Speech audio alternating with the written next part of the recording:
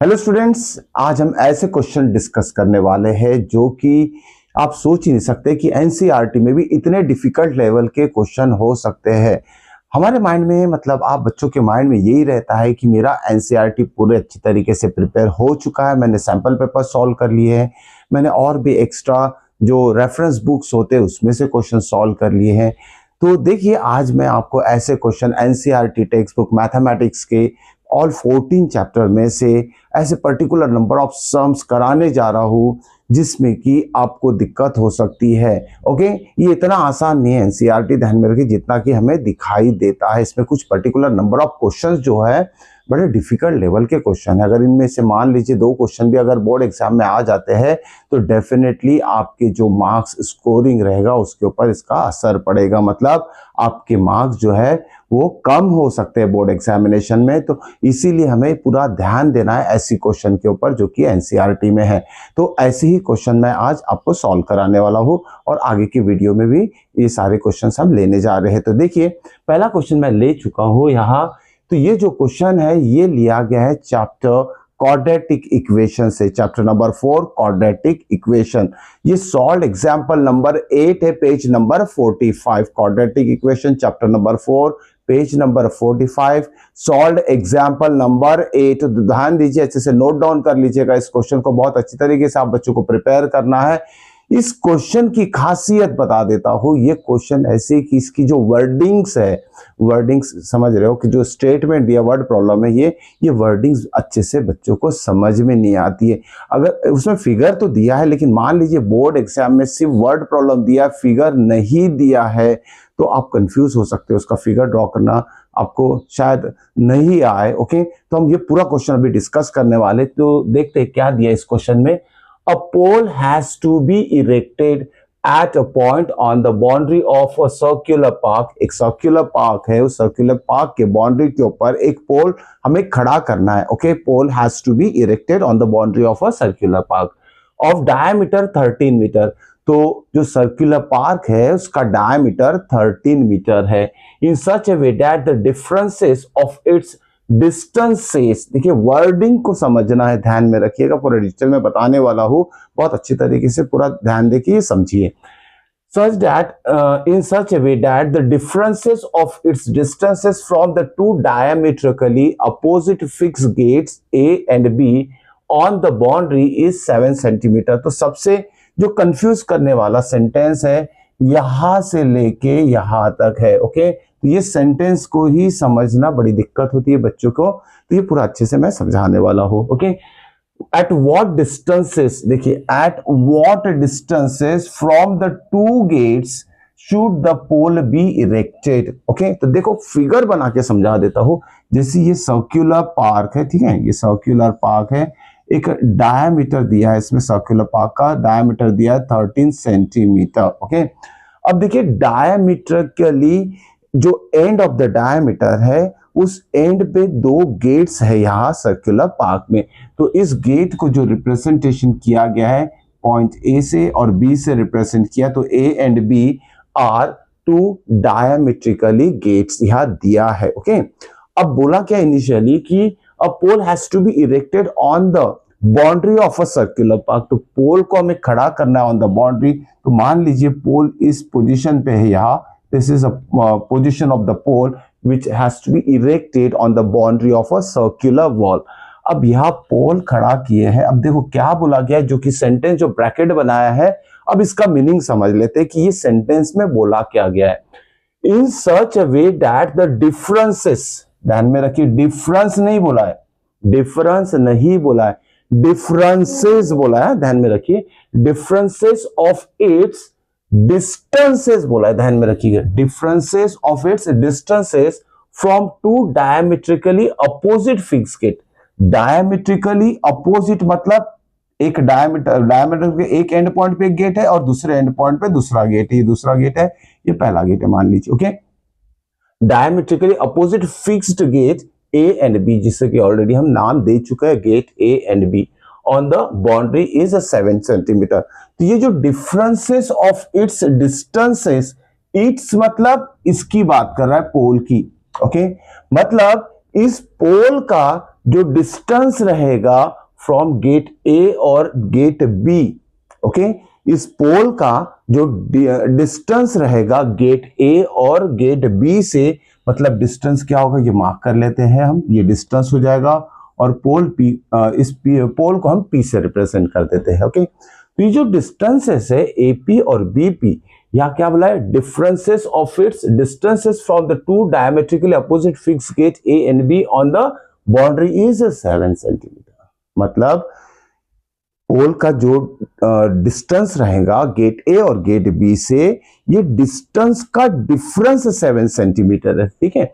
इसका मतलब हमने क्या दिया है, सॉल्यूशन में लिख लेते हैं, A B is diameter, okay, sorry, A B is diameter लिख सकते हैं हम, या तो डी फॉर डायमीटर लिख सकते हैं। देखिए ए बी इज डायमीटर, जिसका लेंथ दिया है 13 metre, okay, not centimetre, it is metre, okay. तो 13 मीटर लेंथ है डायमीटर का, और दिया क्या है, differences of the distances, okay, from both diametrically opposite fixed gate from the pole. तो AP माइनस बीपी दिया है, या तो आप BP माइनस AP भी ले सकते हैं। AP minus BP is equal to कितना दिया है, 7 मीटर दिया है। तो ये sentence it's very very important, okay. तो होप सो कि यहां तक आपको समझ में आ चुका होगा। अब देखिए इसमें मान लेते हैं, लेट BP जो डिस्टेंस है उसे ले लेते हैं x मीटर, ओके। तो AP minus x is equal to हो जाएगा 7, तो AP कितना हो जाएगा, 7 प्लस x हो जाएगा, ओके। इस तरीके से हमने दोनों डिस्टेंसेस x के फॉर्म में ले लिया है। BP कितना लिया हमने, BP ध्यान में रखिए, ये x लिया, और AP कितना आ गया, 7 प्लस x, ये आ गया 7 प्लस x, ओके। दिखने में बहुत आसान क्वेश्चन है, ध्यान में रखिएगा, लेकिन अगर फिगर नहीं दिया है तो इसको समझना उतना ही डिफिकल्ट हो जाएगा, ओके। तो ये हमारा आ गया। देखिए इसमें ये एंगल 90 डिग्री रहेगा, या लिख सकते हैं angle P is equal to 90 degree. इसका रीजन भी देना पड़ेगा आपको, angle in semi circle, semi circle, angle in semi circle क्या रहता है, 90 डिग्री रहता है। मतलब जो ट्रायंगल फॉर्म होगा ये राइट एंगल ट्रायंगल फॉर्म होगा, ओके। अब क्या करेंगे हम, इस ट्रायंगल में क्या करते हैं, पाइथागोरस थ्योरम अप्लाई करते हैं। In triangle APB by Pythagoras theorem, तो क्या हो जाएगा, ये 90 डिग्री है, तो ये AB क्या हो जाएगा, हाइपोटेनस। यहां लिखेंगे हम AB square is equal to AP square plus BP square, okay. तो AB कितना है, 13 लिख लिया हमने, 13 का स्क्वायर। AP कितना है, 7 प्लस x, तो यहां लिखेंगे हम 7 plus x and it's whole square, plus BP कितना है x, तो उसका स्क्वायर ले लिए, ओके। 13 स्क्वायर कितना आएगा, 169 इज इक्वल टू, यहाँ A plus B whole square apply करेंगे हम, A square plus 2AB means 14x plus B square मतलब x square and again this x square, okay. चलिए इसे रीअरेंज करेंगे हम, ठीक है। तो x square plus x square कितना होगा, और इसको भी इधर भेज देते, तो ये 0 इज इक्वल टू, ये हो जाएगा 49 minus 169 plus 14x plus 2x square. So rearrange करेंगे तो कितना होगा ये, देखिए 169 माइनस 49 है, तो साइन ऑफ ग्रेटर नंबर जो है नेगेटिव साइन देना मत भूलिएगा। कितना हो जाएगा, 169 माइनस 90, 160 माइनस 40 इज 120। तो ओवरऑल जो इक्वेशन आएगा हमारा 2x square plus 14x minus 120 is equal to 0 आ गया। अब देखिए एवरी नंबर जो है इट इज डिविजिबल बाय 2 है, तो और आसान हम क्वाड्रेटिक इक्वेशन बना सकते हैं, या लिखेंगे डिवाइड थ्रू आउट बाय 2 कर देते, तो ये इक्वेशन आ जाएगा हमारा x square plus 7x minus 60 is equal to 0। तो ये क्वाड्रेटिक इक्वेशन आ चुका है। इस क्वाड्रेटिक इक्वेशन को सॉल्व करेंगे और x की वैल्यू फाइंड आउट करेंगे। तो चलिए सॉल्व करते हैं क्वाड्रेटिक इक्वेशन। क्या दिया है, x square plus 7x minus 60। तो सिंपल फैक्टराइजेशन अप्लाई करते हैं। 60 के ऐसे दो पार्ट चाहिए जिसका सब्सट्रैक्शन प्लस 7 आना चाहिए, ओके। 15 सब्सट्रैक्शन प्लस 7 आना चाहिए। तो देखिए दो पार्ट क्या हो गए, 6 10 ओके, 6 इंटू 10 कर देते, 3 इंटू 2 इंटू 5 इंटू 2 हो जाएगा। 5 3 सा 15, 15 माइनस 15 माइनस 4 नहीं हो रहा है, ओके। 5 6 और ये 10 नहीं हो रहा है, तो क्या करते हैं, इसके फैक्टर्स निकालना है फटाफट हमें, ओके। 10 6 भी नहीं हो रहा है, तो जल्दी से इसके फैक्टर्स आना चाहिए हमारे x² + 7x - 60, राइट।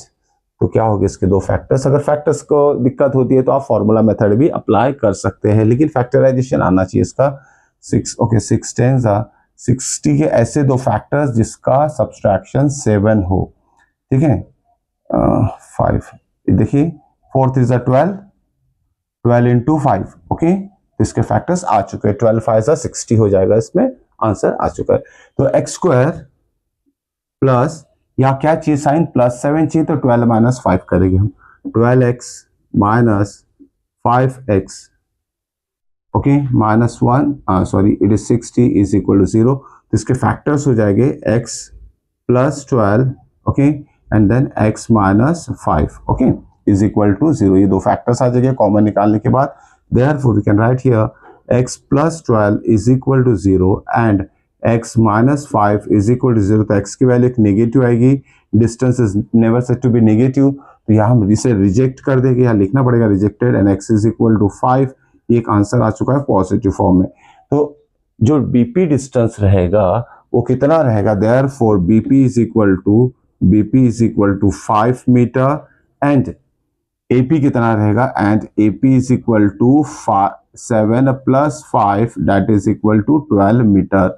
इस तरीके से हमने दोनों distances from both the gate A and B to the pole निकाल चुके, वही इसमें बोला गया था, okay. At what distances from the two gate should the pole be erected, okay. Hope so कि ये क्वेश्चन आपको अच्छी तरीके से समझ में आ चुका होगा। तो ऐसे क्वेश्चन क्वाड्रेटिक इक्वेशन में है, चलिए उसे भी डिस्कस कर लेते। तो ये दो क्वेश्चन बड़ा अलग टाइप के क्वेश्चन है, quadratic equation NCERT chapter number 4। चलिए नेक्स्ट क्वेश्चन करते हैं, देखते हैं उसमें क्या दिया है। Now next question is taken from first exercise, okay. 4.1 का लास्ट क्वेश्चन है, ध्यान में रखिएगा लास्ट क्वेश्चन है। इस फर्स्ट एक्सरसाइज में जो वर्ड प्रॉब्लम दी उसमें सिर्फ बोला है कि क्वाड्रेटिक इक्वेशन फॉर्म करके बताइए, ओके। तो हम same as it is question लेने वाले हैं जो कि टेक्स्ट बुक में दिया है। तो क्वेश्चन पहले लिख लेते हैं हम, क्या दिया है क्वेश्चन में, अ train travels a distance, a train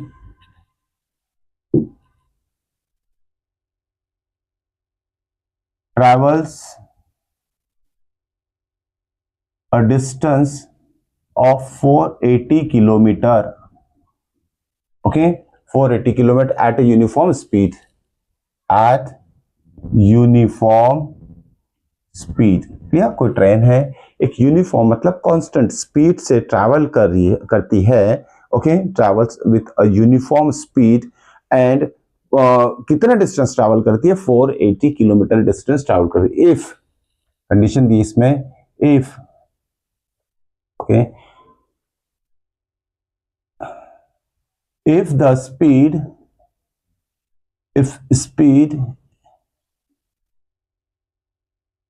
had been 8 kilometer per hour, if the speed had been 8 kilometer per hour less than its usual speed। Usual का मतलब जो यूनिफॉर्म स्पीड की बात कर रहे हैं, okay. A train travels a distance of uniform speed जो है उसकी इनिशियल स्पीड है, उसी को यूजुअल स्पीड कहेंगे। अब यहां दिया क्या है, if the speed had been 8 kilometre per hour, okay, less दिया यहां, ध्यान में रखिएगा, less than its usual speed, okay. it would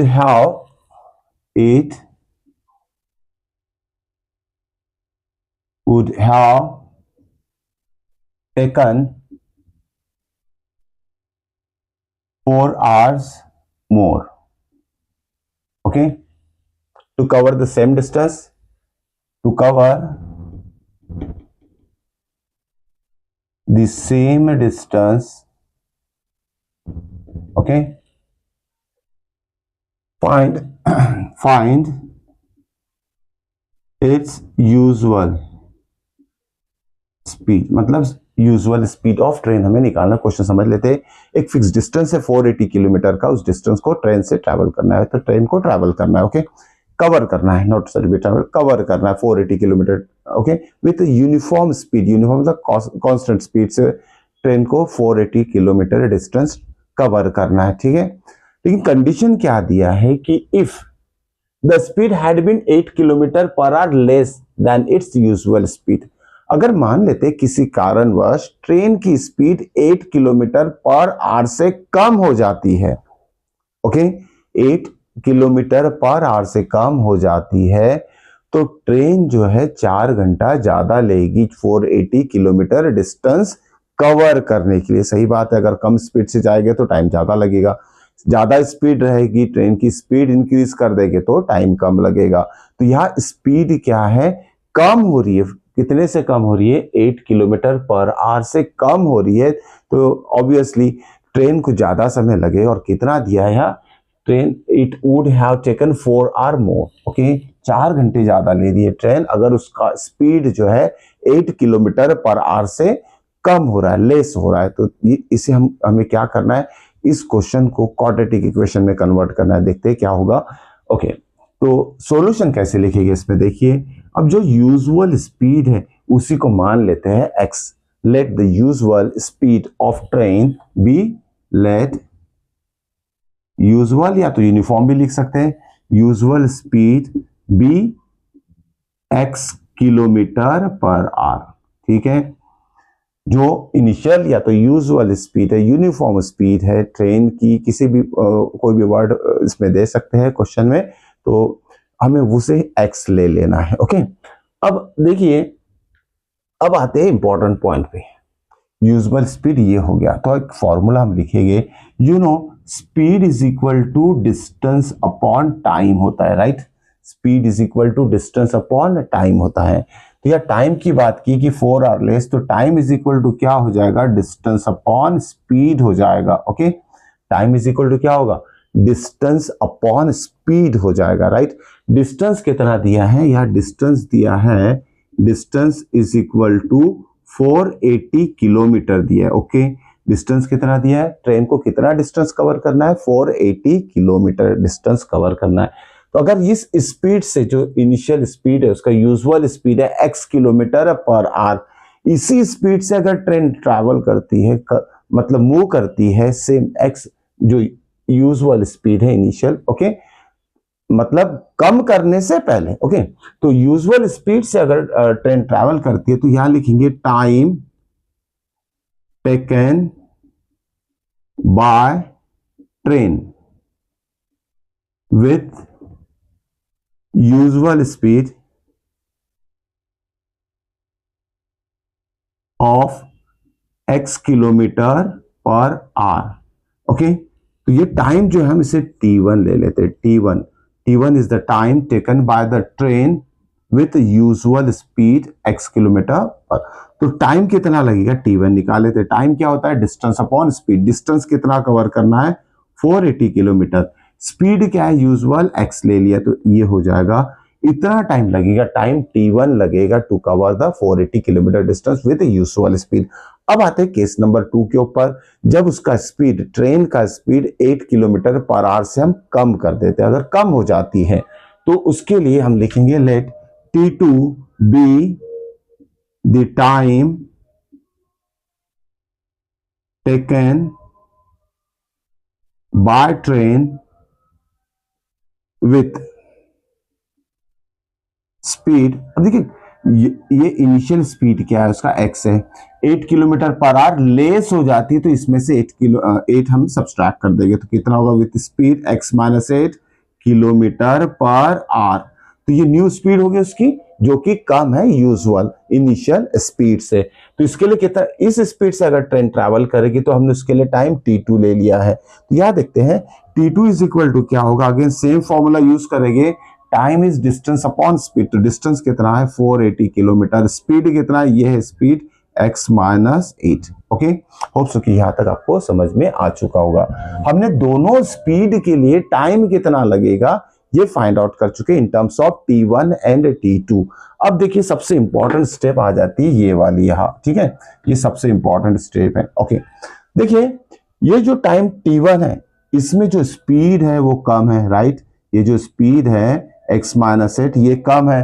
come speed से अगर कोई भी ऑब्जेक्ट या व्हीकल मूव करेगा तो टाइम ज्यादा लगेगा, मतलब ये T2 जो है टाइम ज्यादा है और T1 जो है ये या x जो है इनिशियल स्पीड इससे ज्यादा है, मतलब यहाँ स्पीड ज्यादा है तो यहाँ टाइम कम लगेगा। तो यहाँ लिखेंगे हम T2 मतलब सेकेंड जो स्पीड से ट्रैवल कर रही है ट्रेन तो वो ज्यादा लेगी time as compare to T1। Okay, T1 की वैल्यू ज्यादा रहेगी एज कंपेयर टू T1। अब देखिए कितना बोला है, it would have taken 4 hour more, 4 घंटे का डिफरेंस आ रहा है, 4 घंटे का, मतलब ये जो ज्यादा टाइम है इसमें 4 घंटे ज्यादा है। ओके, ये बड़ा है तो इसमें सिंपल से हम क्या करेंगे, देखिए T2 minus T1 is equal to difference कितना आएगा हमारा 4 आवर, ठीक है।